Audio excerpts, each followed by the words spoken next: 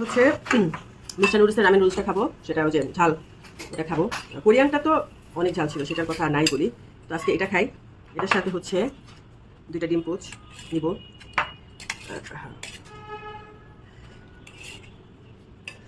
দেখি ঝাল লাগে নাকি, কি অবস্থা হয়। ঝাল তাই তো মনে হচ্ছে, কিন্তু সত্যি ঝাল।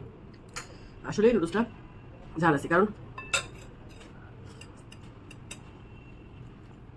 আলগা মরিচ মিশানো, যে উপরে আলগা একটা মরিচ দেওয়া থাকে না, অবশ্য মরিচ মিশানো, অনেক ঝাল। ডিমটা একটু ঝাল খাবার করতেছে আর কি, কিছু না।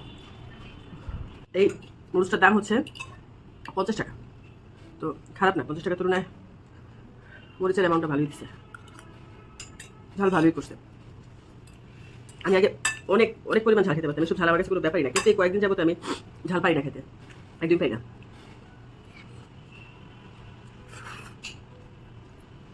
ওইসব জায়গা জুলে জুলে শেষ হয়ে যাবে পুরা একদম।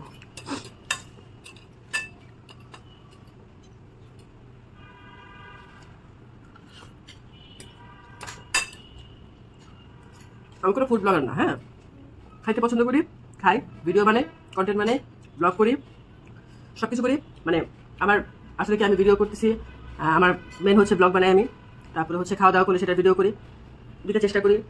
তারপরে হচ্ছে কী বলে, এখন একটু খাচ্ছি, সেটা ভিডিও এখন দিই, দেখি মানুষ এটা দেখে বেশি, সেজন্য এসব ভিডিও একটু দেওয়া পড়ে বেশি।